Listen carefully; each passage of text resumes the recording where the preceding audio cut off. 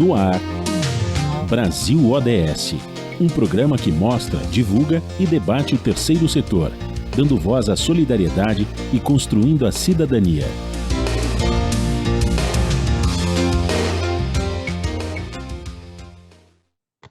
Bom dia, eu sou Joel Scali e começa agora o Brasil ODS, um programa do Observatório do Terceiro Setor. No programa de hoje nós vamos falar sobre educação e leitura no Brasil.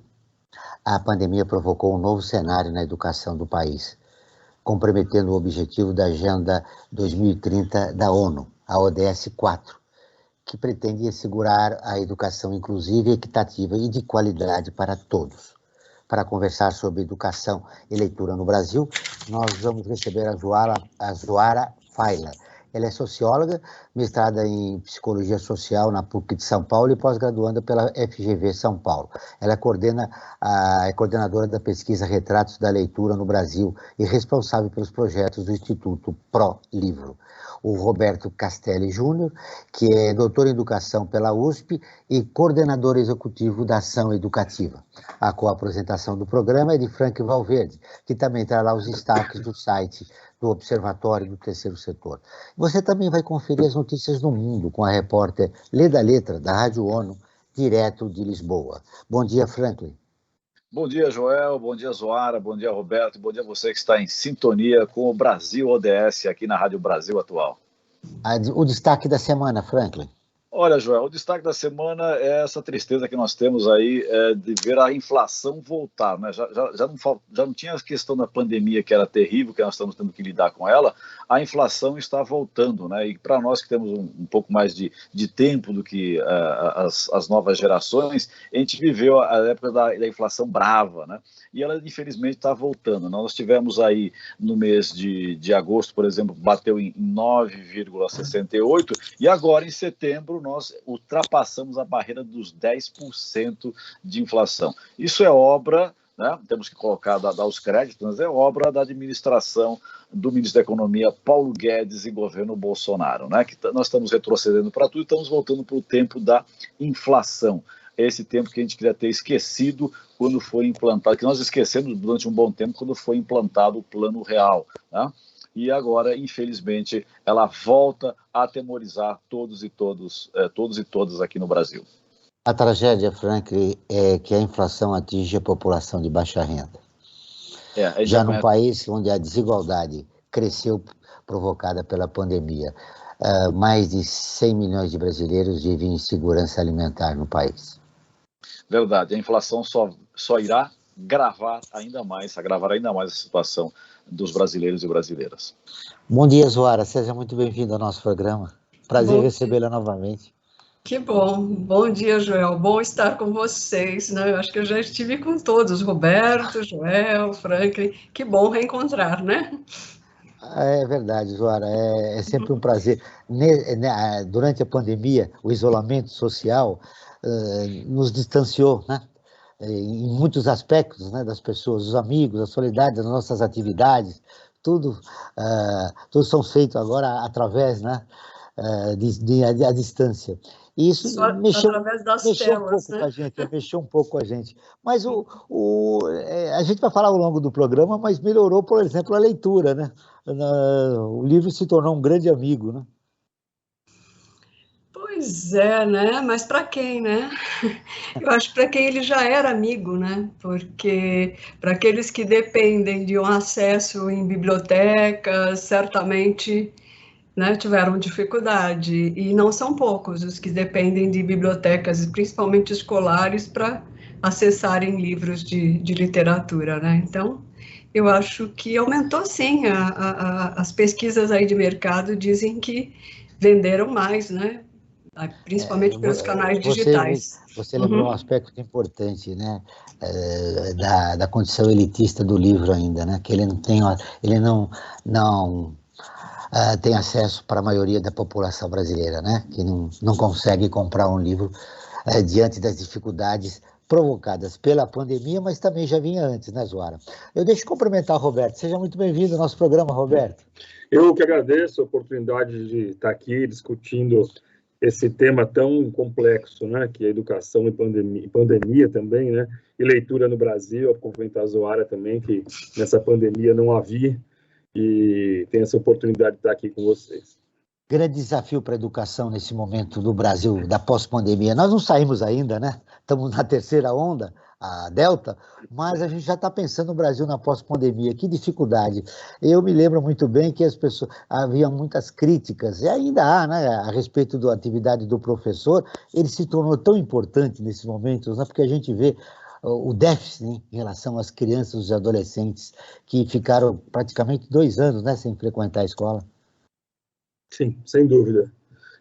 Ficar 2 anos sem frequentar a escola, agora que a gente está começando a ter escolas retornando, né, a gente está começando, inclusive, a sentir o tamanho do problema, né? Tenho visto relatos de professores que tem uma professora do 5º ano recebendo os alunos de volta e dizendo assim, parece que nós paramos 2 anos. Vejo meus alunos do 5º ano hoje no que eu esperava no 3º ano, né? Vemos alunos que deixaram a escola e não estão retornando no ensino médio, né? De maneira bastante expressiva, né?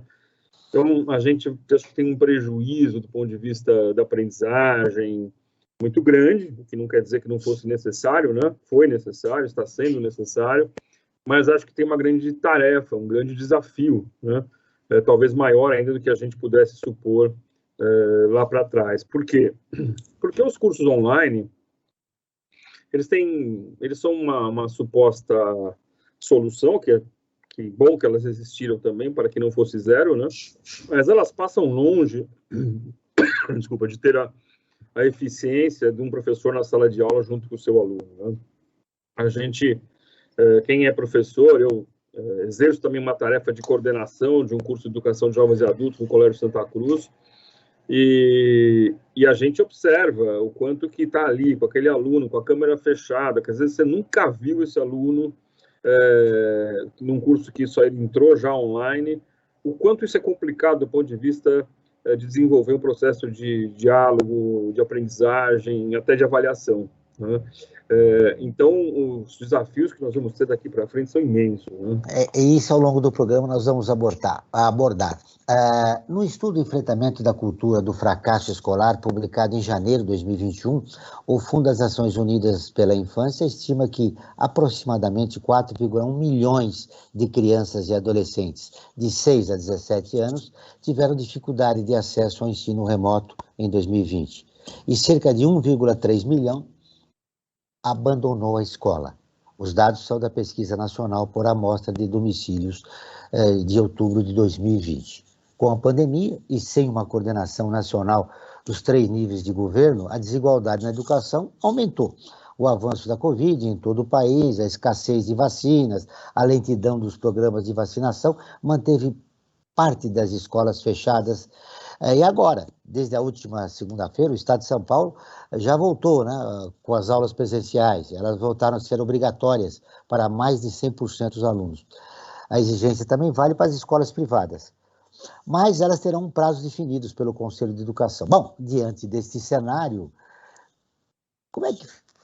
você já falou, né? Teremos muitos desafios, né, Roberto? Mas diante desse cenário, como construir um novo momento para a educação no país? Bem, eu acho que, bom, primeiro precisa reconhecer, acho que é de fato importante que se faça agora um diagnóstico, né? Me parece que existe um trabalho que as escolas vão precisar fazer agora, e isso não é uma questão nacional, mas uma questão muito local, né? Que cada escola faça um diagnóstico de qual é a situação dos seus alunos nesse retorno. Não adianta sair começando o trabalho supostamente da onde parou, né?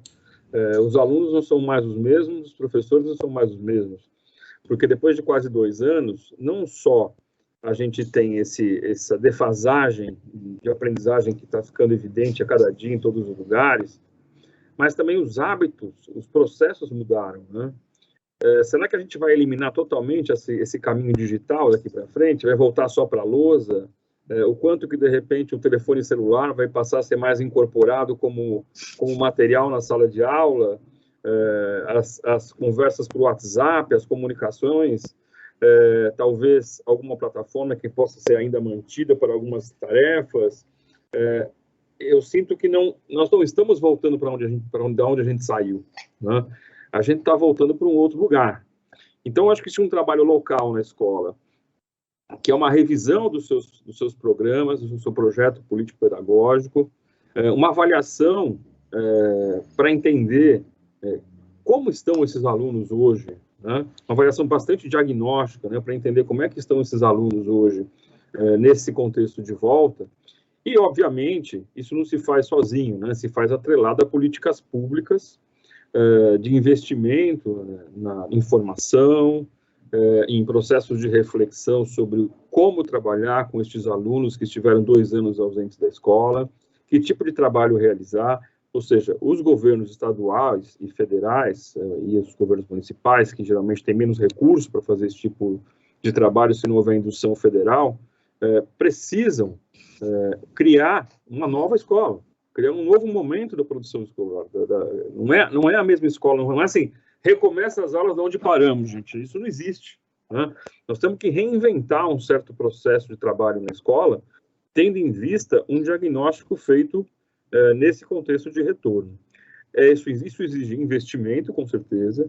Isso exige que mais recursos sejam drenados para a educação, coisa que a gente sabe que nesse governo a gente só consegue ver redução de gastos, a gente não vê em nenhum momento investimento de ampliação de recursos para a educação. Então é uma situação muito preocupante, eu não consigo enxergar, né, efetivamente, a não ser em algumas redes mais isoladas, que pontualmente, sim, tem uma preocupação em planejamento mais efetivo para a educação, que isso possa acontecer.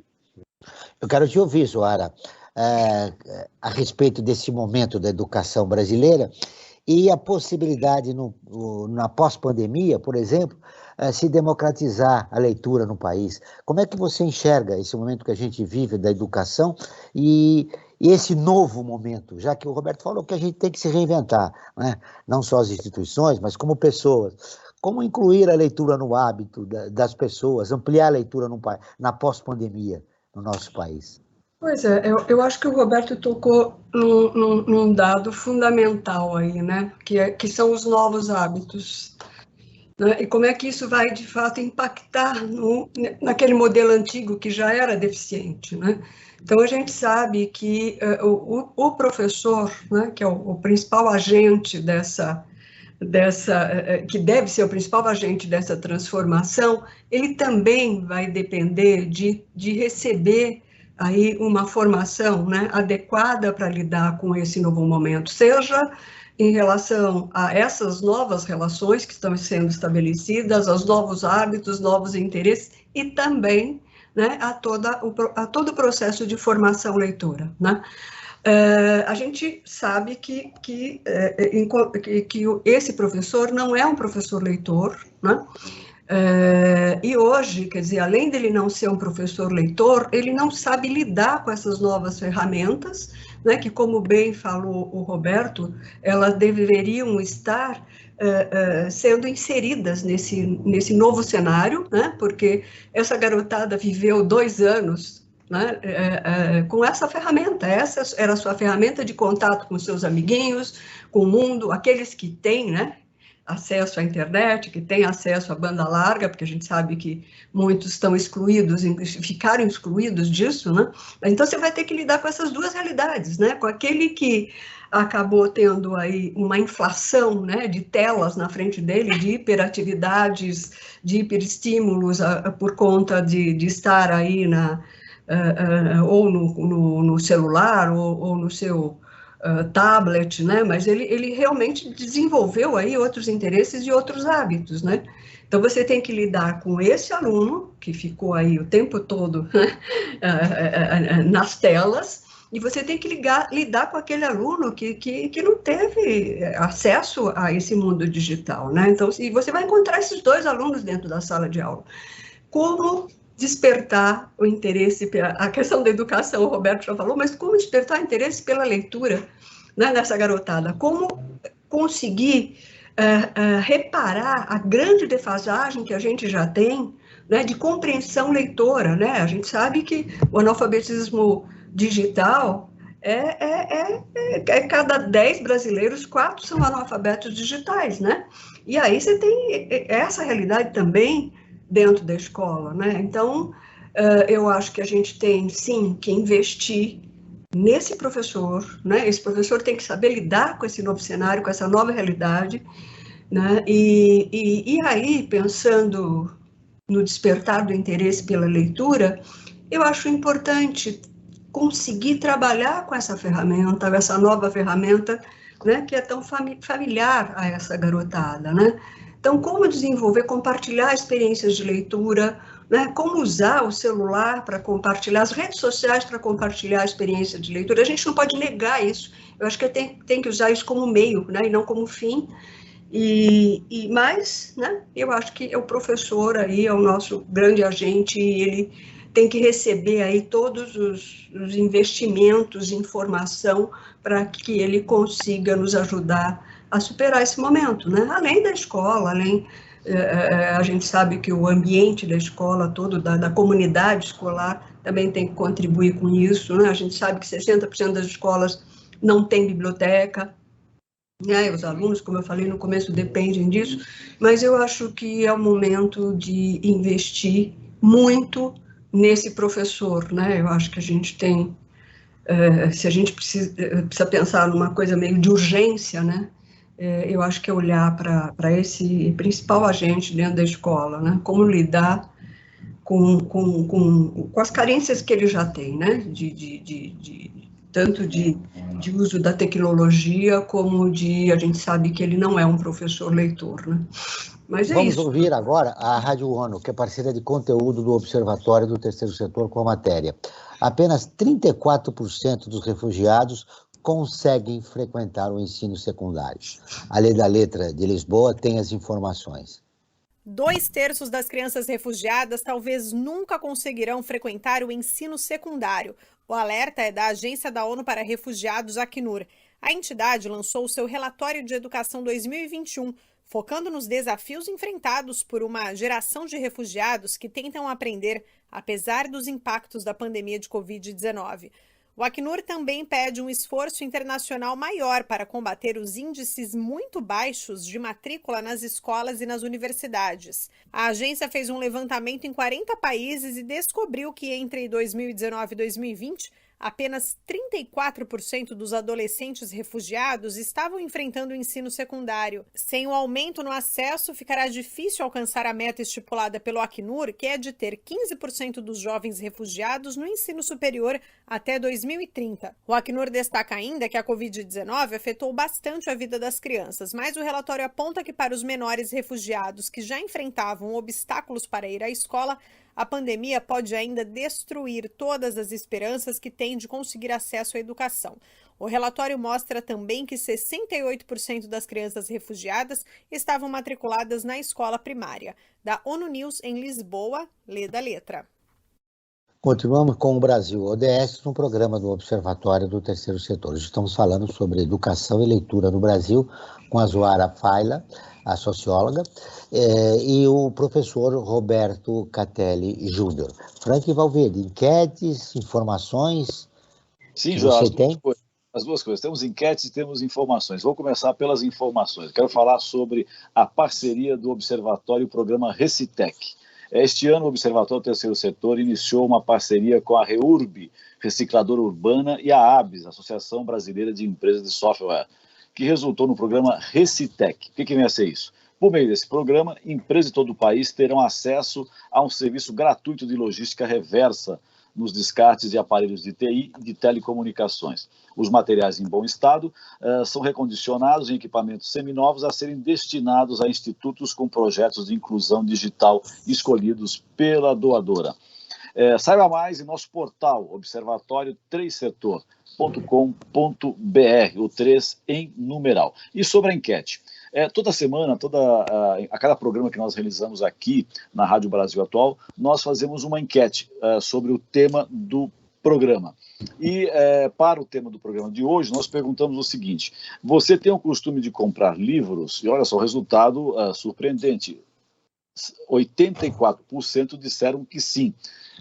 Tenho que fazer a ressalva, claro, que isso aqui é uma enquete, né? Não é uma pesquisa, não tem fundamento científico e tal. Agora, isso, de uma certa forma, deixa a gente feliz, que as pessoas que É um dado interessante. Sim, que as pessoas que eu até vi a acompanham expressão da consomem livros. Zoala, viu, Frank? Ela falou, a Pois primeira pergunta dela, é bem interessante. Compra não... Que livros eles compram, né? Exatamente. E em cima dessa questão... Retratos da Leitura não diz isso não, viu? O índice é bem menor.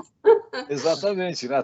Chega a 30% quem comprou um livro num período de 3 meses. Né? Agora, de uma certa forma, a gente fica feliz que as pessoas que nos acompanham no Observatório Terceiro Setor são leitores e consumidores de livros. Né? Essa, por exemplo, a enquete aponta essa tendência. Né? A gente sabe que, infelizmente, a realidade do Brasil não está muito longe disso. E falando em leitura, eu tenho uma questão, tanto para o Roberto como para a Zoara, quando se fala em leitura, né, precisa ler, as pessoas precisam ler, e aí, às vezes tem dentro da conversa, do senso comum, as pessoas dizem, o importante é ler, seja lá o que for, o importante é ler. E tem algumas pessoas mais críticas que dizem, não, pera lá, não vale qualquer porcaria, você lê, digamos, essas leituras aí de autoajuda, isso é muito ruim, isso não ajuda em nada, tem que ler leitura com qualidade. Eu gostaria de jogar essa questão, tanto para o Roberto como para a Zoara. Ler qualquer coisa já é alguma coisa, já é um passo para a leitura, e a pessoa, digamos, a partir do que ela é cativada pela leitura, ela consegue depois, digamos, melhorar a sua qualidade de leitura, ou tudo isso é uma balela e não leva para lugar nenhum? Vamos começar pela Zoara.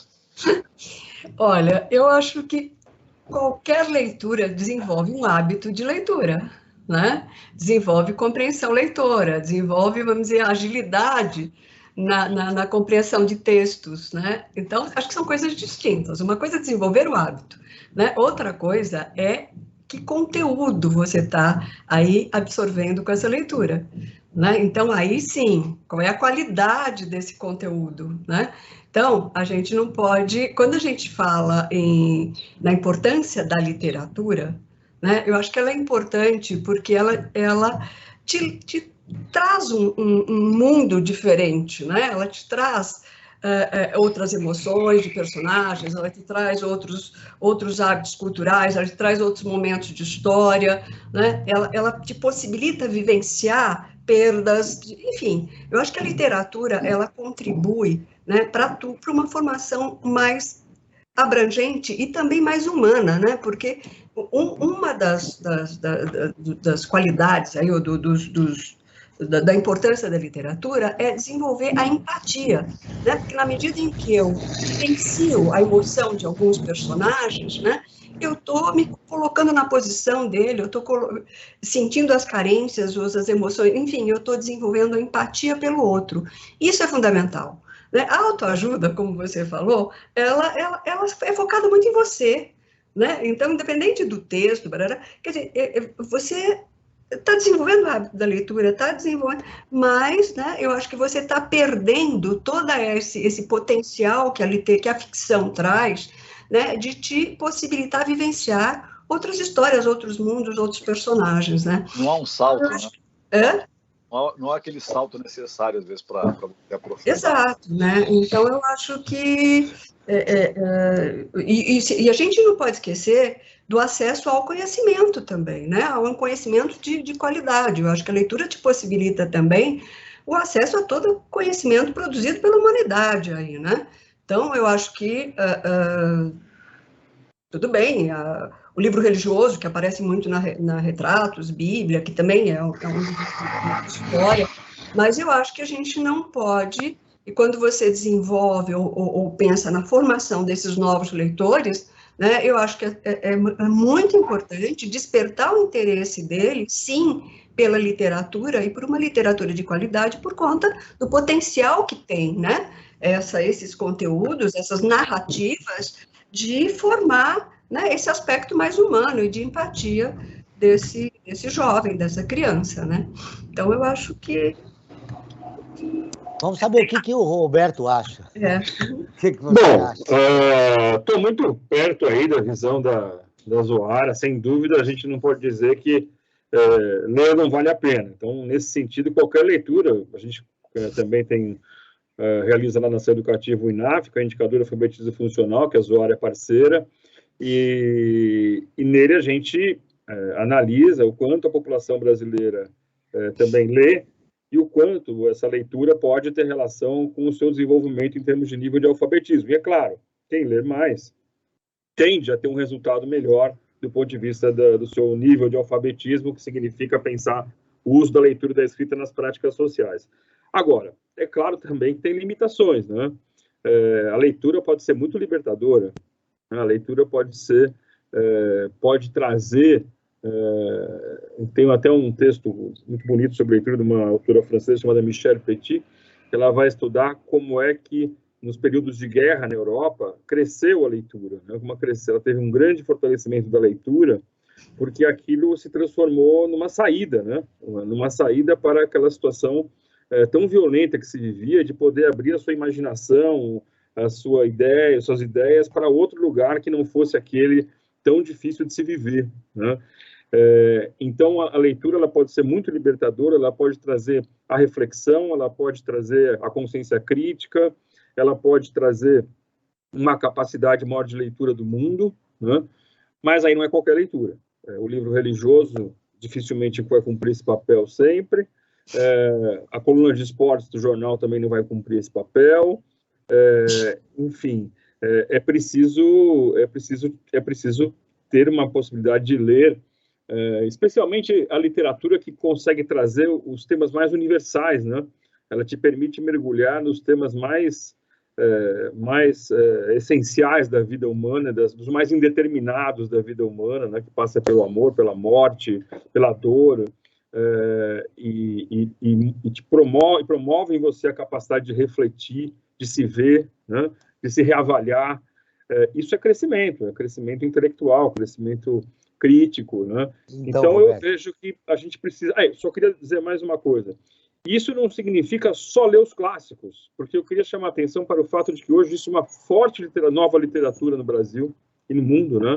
Uma literatura periférica, por exemplo, com títulos que trazem muito as questões do sujeito que vive numa situação de maior dificuldade social nas periferias de São Paulo, autores que descrevem belíssimamente esses contextos e trazem uma reflexão sobre esses contextos e que acho que poderiam ser trazidos muito para a escola também, né? Como leitura para nossas escolas públicas. Eu acho que é importante o seu destaque, viu? Autores contemporâneos, né, Roberto? A Sim. gente fica muito fixado nas grandes obras, nos clássicos. Mas, olha, a pesquisa que a Zoara coordena. O Brasil perdeu 4,6 milhões de leitores entre 2015 e 2019, segundo apontou a pesquisa Retratos da Leitura no Brasil, divulgada em setembro de 2020. O levantamento foi feito pelo Instituto ProLivro e foi realizado em 208 municípios de 26 estados entre outubro de 2019 e janeiro de 2020.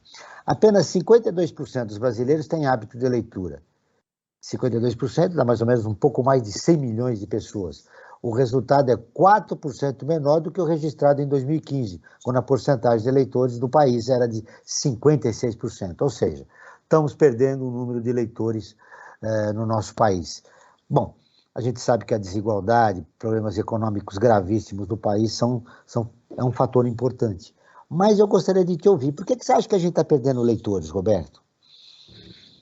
Bom, eu não sei se a gente está só perdendo leitores ou se a gente está mudando os leitores de lugar, né?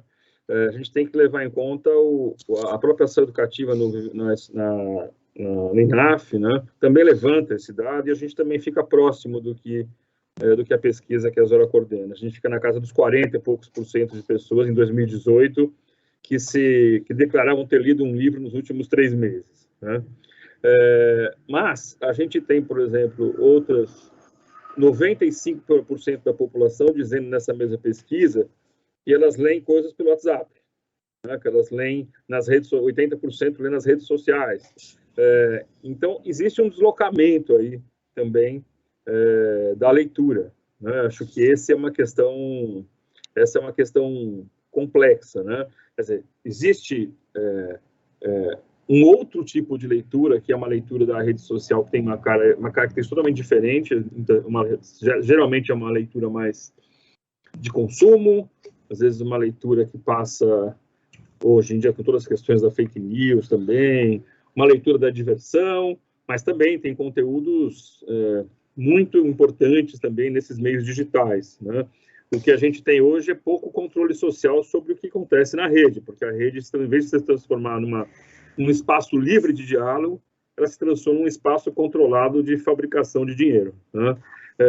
Então, só para dizer assim, que eu fico um pouco... não é tão simples, né? A gente dizer só que a gente perdeu o número de leitores, né? Para onde estão se movendo também esses leitores? Eu acho que as duas coisas são questão. Você lembrou muito bem que a geração milênio lê de uma maneira diferente da nossa geração, né, Frank? Que a gente precisa ter o contato com o livro, né? Gosta de tocar o livro. Zoara, você que coordenou a pesquisa, eu gostaria de um comentário seu rápido e também responder isso aqui. Como ficou a leitura na pandemia? Não, eu queria, a questão que o Roberto levantou, né, para onde foram esses leitores, né, mas a gente precisa sempre pensar leitor do quê, né, tá certo? Quer dizer, se eu disser, não, leitor do WhatsApp, das redes sociais, sim, né, a gente teve uma migração aí, tem gente lendo e escrevendo, inclusive, o tempo todo, mas lendo e escrevendo o quê? Né? A própria Retratos, quando a gente fala em 52% de leitores, ela é muito generosa, né? Porque a gente pergunta o que ele está lendo. Né? E 18% só dos brasileiros estão lendo literatura. Né? Então, nesses 52%, você tem leitores de Bíblia, principalmente. Só 12%? Oi? Você falou 12%? 18% estão lendo literatura, tá? Você tem principalmente leitores de Bíblia, leitor de religioso, de autoajuda, de didáticos, então eles estão nesses 52%.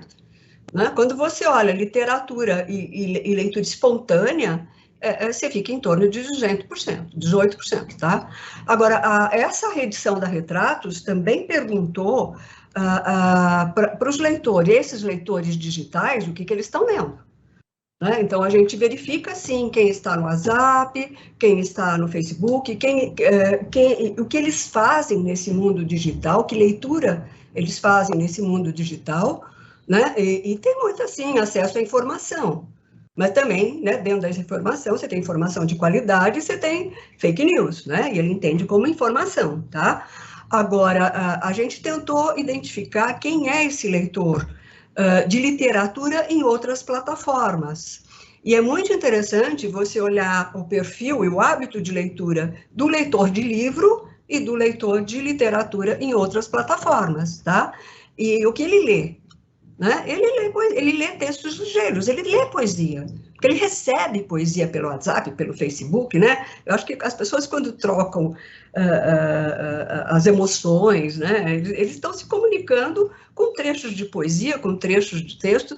Agora, a gente também levantou uma questão importante, né? O quanto isso transforma esse leitor ligeiro, né? Num leitor que, de fato, depois vai procurar outros textos, daquele autor de quem ele recebeu um pequeno texto, né? Então, eu acho que, de fato, é uma situação nova, muito complexa, né? Mas o que a gente está percebendo desse outro leitor, desse leitor em plataformas digitais, é que, primeiro, ele frequenta muito menos biblioteca do que o leitor de livros, né? Ele, apesar dele, ele compartilha muito menos suas experiências de leitura, tá? E apesar dele estar lendo no digital, ele lê muito menos livros, inclusive digitais, do que o leitor de literatura de livro em papel. Né? Então, desculpa eu fazer essa complementação ao que o Roberto falou, mas a gente já tem, sim, elementos, né, sobre esse outro leitor, né, ou esse leitor digital. Agora, você me fez uma segunda pergunta.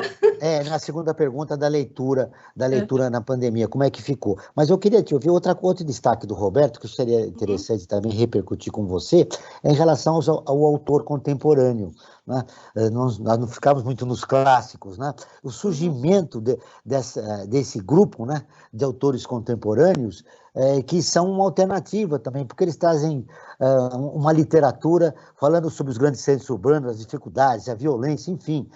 aspectos muito que a gente está vivendo no nosso dia a dia.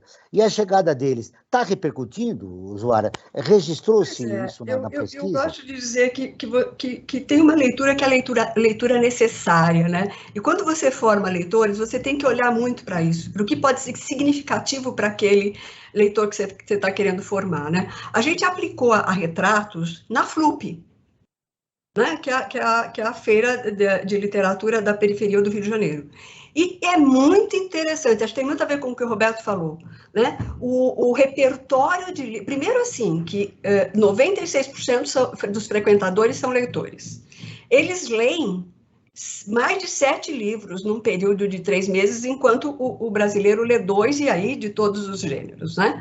E o que eles estão lendo? Se você olhar o repertório de leituras, é isso, né? Eles estão lendo, os leitores, os autores, sim, que vêm da periferia, temas sociais, temas racistas, enfim, né? É aquela leitura que tem significado, né, para esse frequentador de uma feira de literatura da periferia. Né? E outra coisa muito interessante é que essa pesquisa mostra a importância das políticas de inclusão. Porque quando você olha a origem social do frequentador da FLUP, né, você vê que ele vem das classes D e E, mas ele tem nível superior, né, e ele é esse leitor de um repertório muito mais qualificado de literatura, né? Então é isso, quer dizer, agora a questão da pandemia, a gente levou a pesquisa no final de dezembro, né, porque a gente queria conferir alguns resultados nas capitais, porque nos espantou muito o fato de ter aumentado muito o percentual de leitores na região norte, né, e foge da série histórica, né? Então, o Ibope retornou às capitais, né, e em dezembro. Né? Então, foi muito interessante. Dezembro agora, dezembro de 2020, né? Não, desculpa, eu já estou fazendo confusão, mas enfim, durante a pandemia eles voltaram, né? E foi muito interessante porque a gente conseguiu perguntar se estava lendo mais, e de fato a pandemia contribuiu sim para ampliar o número de leitores. Além da gente ter confirmado que na região norte estavam lendo mais, e uma das explicações que a gente encontrou é porque o acesso à internet na região norte é muito menor, né? Você tem muito mais dificuldade de acesso à banda larga, blá. Então isso contribui, isso não rouba o tempo do livro, né? Então ele acaba lendo mais, principalmente o livro em papel. É interessante isso, né? Eu preciso fazer um convite ao ouvinte, mas antes eu quero ver você, Franklin. Você é um autor de poesia já há algum tempo. É sua opinião sobre isso. Você acha que na pandemia cresceu o número de leitores? Você sente? Porque a Zoara falou, olha, as pessoas leem tudo, na internet leem poesia. Agora, você é um autor de livros já, que você está no 3º ou 4º, né, Franklin? É isso? Na verdade, se for somar tudo, acho que já está no 7º ou 8º. 7º ou 8º? Opa, eu perdi 3, então, 7º ou 8º. Como é que você vê essa situação da leitura no Brasil, Franklin? Olha, desde que eu sou criança, se diz que o brasileiro lê pouco, né? Realmente, em comparação com outros países, o Brasil lê muito menos que os outros países. Mas eu acredito que nós estamos num processo e se fosse pensar o que se lia quando eu era garoto para o que se lê hoje, se lê muito mais, né? Agora, a questão é como a Zoara colocou, o que se está lendo, né? Com digamos, a tecnologia, as pessoas passaram a escrever mais, passaram a ler mais, só que uma questão que eu acho que é fundamental, que é até uma questão que eu iria colocar tanto para o Roberto como para a Zoara, é a questão da qualidade da leitura, né? O que a leitura está fazendo para a pessoa conseguir refletir, ser um ser que reflita sobre a sua realidade e sobre o mundo que ele está vivendo, ou seja, ser um leitor, não no sentido simplesmente de ele traduzir as palavras que estão impressas num papel ou numa tela de um computador, né? Mas você está contando uma coisa importante, Franklin. De que forma ele é o leitor do mundo, né? No que a leitura do papel e da tela faz com que ele evolua para ser um leitor do mundo, porque leitores do mundo da realidade em que nós vivemos, eu acho que nós estamos, se fosse fazer uma pesquisa, nem sei, a Zoara pode até dizer se existe uma pesquisa nesse sentido, eu acho que a situação é muito mais dramática ainda, né, como leitores do mundo, porque quando a gente fala de leitura, não é só a leitura de livro, de literatura, de didática, tudo mais, mas a leitura da realidade em que você está vivendo, que eu acho que essa que é fundamental. Antes que eles respondam, Franklin, eu quero fazer um convite para você que está nos ouvindo. Você quer ficar informado sobre projetos, causas sociais e direitos humanos? Siga o Observatório do Terceiro Setor nas redes sociais e acompanhe informações do Brasil e do mundo. No Instagram é @Observatório 3 Setor, no Facebook é facebook.com/Observatório 3 Setor. Nossos programas de rádio também estão disponíveis no canal do Observatório no YouTube. Lá também você encontra entrevistas e quadros de como você sabia e você conhece, que mostram aspectos ignorados da história e refletem sobre a sociedade brasileira. No canal também você pode assistir às lives realizadas pelo Observatório todas as quintas-feiras às 17 horas. Basta buscar, anote. Observatório 3 em numeral setor, repetindo, Observatório 3 em numeral setor. Muito bem. Eu ia passar para você, Frank, para dar informações, mas vamos deixar rapidamente os nossos dois convidados responder a questão que você levantou, que são importantes. A gente está assistindo um clima de ódio, uma polarização absurda, né, nas redes sociais. Ela é produto da falta da leitura, porque quando a pessoa não consegue conversar, por exemplo, com quem pensa diferente, nós temos um problema de escuta, nós temos um problema de reflexão, ter uma visão crítica da realidade, enfim, analisando a colocação levantada pelo Frank, colocando ela diante da nossa realidade. Começo com você, Roberto. Bom, não é uma pergunta fácil de ser respondida, né? Porque acho que tem uma pluralidade de sentidos aí que poderiam ser explorados, né? Mas eu queria dizer que eu, como eu já disse um pouco antes, eu acho que a literatura ela tem o grande mérito, né, de tratar de temas muito universais, né? Então, por exemplo, eu estava ontem com a minha filha aqui vendo um livrinho do Aristófanes, chamado As Aves, que é uma comédia lá da Grécia Antiga. Você começa a ler aquela comédia, qual é a brincadeira que o Aristófanes está... O que ele está tirando? Ele está rindo da corrupção, das relações que as pessoas estabelecem diante do poder, né? Temas que estão lá na Grécia Antiga, mas que você pode transformar isso... São atualíssimos, né? Numa reflexão que está aqui hoje, né? Assim como se você for ler o Machado de Assis está falando de um Rio de Janeiro do século XIX, em que você lê, você consegue dialogar com o Machado de Assis olhando para si mesmo, né? Então, eu vejo que a literatura, o que ela consegue fazer, e muitos outros tipos de leitura também, é promover o diálogo, né? O diálogo interno, né? Ela te traz o contexto, você cria uma identidade com aquele contexto, isso te permite refletir também sobre o meu lugar nesse contexto, né? Então, eu vejo a literatura, nesse caso, como uma linguagem, uma estratégia da construção do diálogo, né? Que muitas vezes não acontece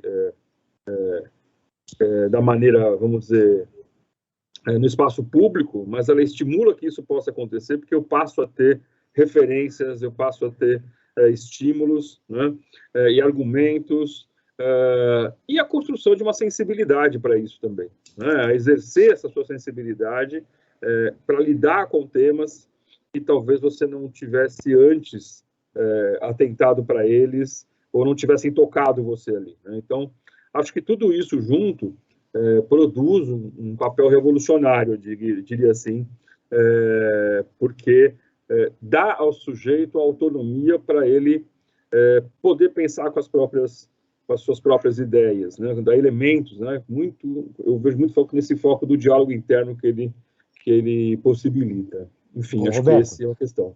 O outro autor que a gente consegue dialogar é o Lima Barreto também. Nossa, né? Lima Barreto... Na mesma linha de raciocínio que você está tendo, o Lima Barreto... O Lima Barreto é sensacional, né? A questão do racismo está toda denunciada lá no Lima Barreto no começo do século XX, está sendo posta hoje a discussão que ele fazia 100 anos atrás, né? O Lima Barreto é atualíssimo desse ponto de vista, né? Vamos ouvir a Zoara agora, Zoara, por favor. Sim, então, eu acho que o Franklin tocou num ponto importante, né? Essa visão de mundo, essa visão crítica do mundo que a leitura, principalmente da literatura, possibilita, né? Eu gosto de dizer que a literatura, além de preencher vazios existenciais, né, naquele momento seu, eu acho que te traz essa visão desse mundo social, né? Eu sempre lembro que a minha visão de mundo, eu acho que ela foi construída muito na leitura de alguns livros, principalmente, né? Acho que o 15, de Raquel de Queiroz, que eu li lá nos meus 12, 13 anos, me marcou profundamente, né? Porque aquela seca no Nordeste, onde as pessoas comiam ratos para sobreviver, né? Então, aquilo, quando você é adolescente, quer dizer, são coisas que te levam... Quando a gente fala visão do mundo de uma forma muito genérica, né? O que a literatura vai construindo dentro da tua visão de mundo quando você lê, né, essas carências humanas, essas tragédias humanas, né? Eu acho que, assim, de um jeito muito palpável, né? Porque a gente fica falando de teorias, mas como isso me fez, né, me transformar em alguém que olha para o mundo de um outro jeito. O Diário de Anne Frank, quer dizer, eu acho que tem algumas literaturas, né, que transformam essa tua visão de mundo, essa tua visão de justiça social, né? Então, é isso que eu acho que é importante, né? Então, quando a gente fala a capacidade de crítica desse mundo, quer dizer, sim, eu acho que quando você olha para esses dois polos, né, essa polarização que a gente está vivendo na nossa sociedade hoje, sem dúvida, um dos polos é carente de leitura, né? É carente dessa leitura sobre justiça social.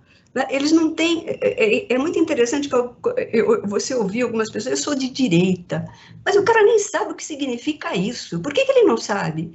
Porque ele nunca leu nada sobre o que é direita, o que é esquerda. Então, é como ele está ali defendendo um time de futebol, né? Um clássico do não Norberto, importa quem fez o gol. Bob. Quer dizer, oi? Tem um clássico do Norberto Bob, um livrinho pequenininho que fala o que é esquerda e o que é direita. A gente sugere para completar o teu raciocínio. Uhum. Nós temos... Passou muito rápido o tempo com vocês, nós temos mais 15 minutos de programa, e eu gostei que você citou o 15 da Raquel de Queiroz, eu cito Vidas Secas, de Graciliano Ramos, você, Frank, cita quem foi significado, entre outros, né, Joara? Entre outros, né? Eu lembrei desse, porque esse me transformou, né? Isso, mas eu me lembrei do Graciliano Ramos. Outros, né? Você, Franklin. Eu vou citar duas memórias sentimentais de João Miramar, do Oswald de Andrade, e Memórias Póstumas de Brás Cubas. São dois livros fundamentais. Roberto, o teu, que foi importante na tua formação. Olha, Vidas Secas é um deles, assim como juntos. Também George Orwell, 1984. Né? Bem lembrado. Uma leitura de adolescente que, para mim, esse mundo... Comecei a olhar o mundo com alguma cara, né? O risco do mundo futuro ali foi um imaginário que me transformou também. Falando em jovem, eu me lembro do Hermann Hesse, o Prêmio Nobel de 1954, com aquele livro lá. Muito bem.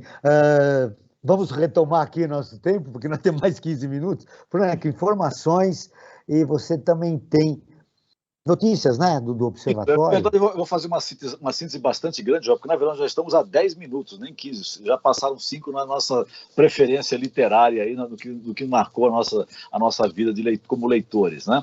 Então, rapidamente, eu quero colocar aqui, convidando todos e todas para visitar o nosso site, né, o site do Observatório Terceiro Setor, observatório3setor.org.br, o 3 em numeral. Lá vocês vão encontrar inúmeras matérias, e eu vou destacar uma matéria muito importante, já tem até, de uma certa forma, está vinculada ao nosso tema de hoje, que é a questão do bullying e a evasão escolar, né? O bullying é uma prática de atos violentos, intencionais e repetidos contra uma pessoa, que podem causar danos físicos e psicológicos às vítimas, né?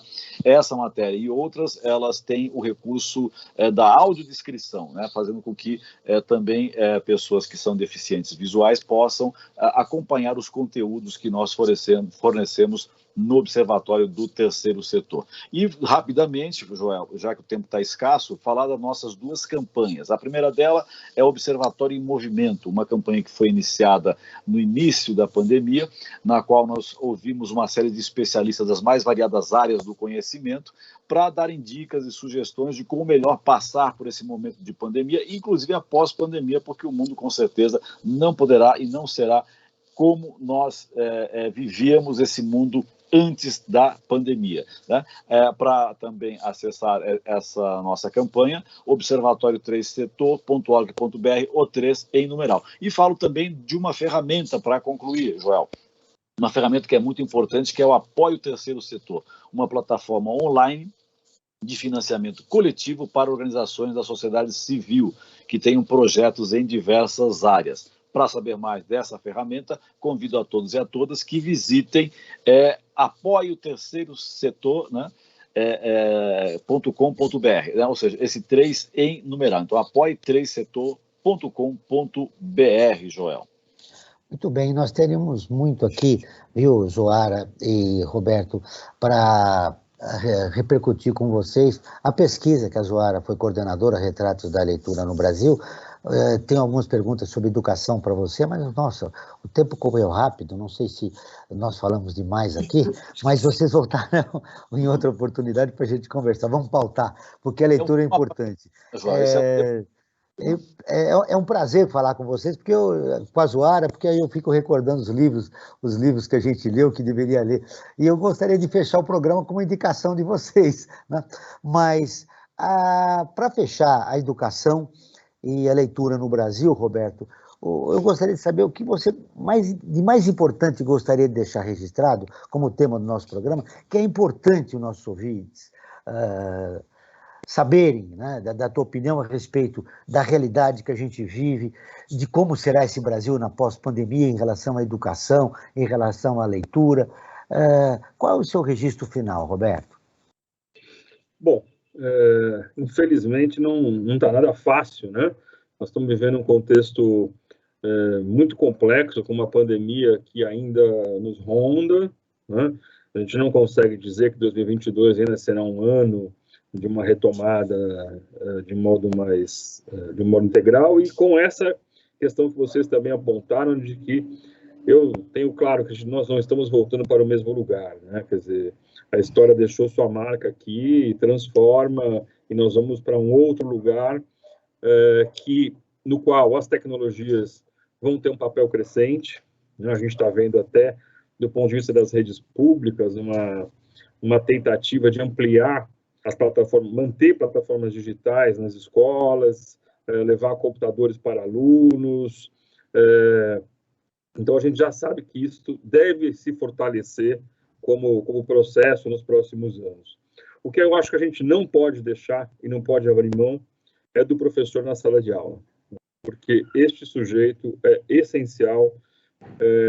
Por exemplo, vamos ler um livro literário e discutir juntos, né? Isso é um espaço que depende da subjetividade, depende do olhar, depende da escuta do outro, e as rodas de conversa de literatura são de ganhos incríveis, né, para o sujeito.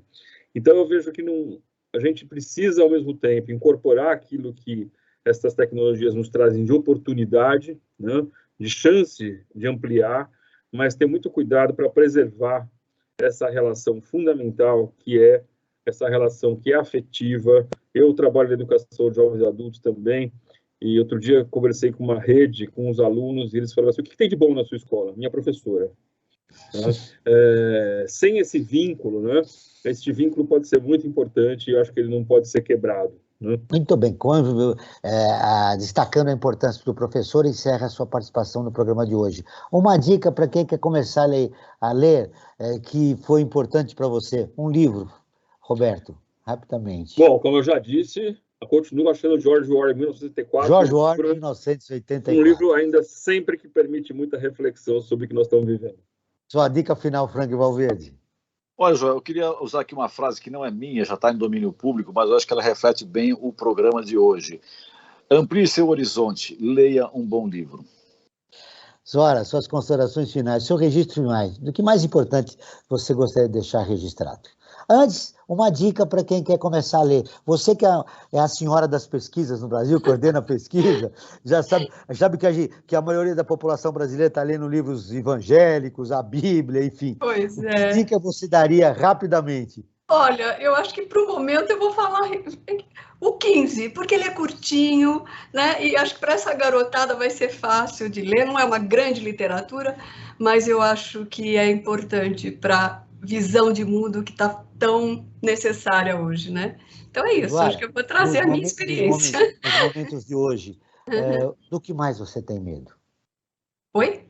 Do que mais você tem medo em relação à realidade brasileira? O que mais eu tenho medo? Olha, eu acho que é continuar, né? Essa mesma situação política que nós estamos vivendo hoje, né? É não conseguir que as pessoas acordem para transformar esse momento, né? Eu acho que esse é o meu medo, né? Eu acho que precisamos... Eu acho que essa mudança é fundamental para a gente retomar tudo, né? Eu acho que é isso. O meu medo é esse, de não conseguir. Não conseguir retomar esse processo de reconstrução, né? Que o país retomar, precisa. Como vocês bem falaram, a gente nunca volta para... A história aconteceu, ela nos marcou, ela marcou profundamente esse país, né? Mas eu acho que o medo é não conseguir a mudança neste momento, né? O Brasil ODS está terminando. Política, agradeço a presença. Né? Conclui, Zoara. 2 minutos para você concluir. Você quer concluir alguma coisa? Não, acho que é isso, né? Muito bem.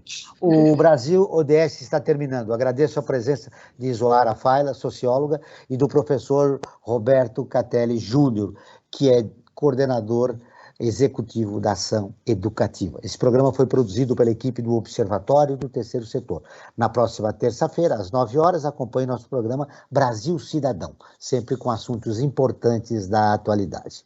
E ficamos por aqui, sempre na luta por uma sociedade mais justa, solidária, sustentável e tolerante. Até o próximo programa.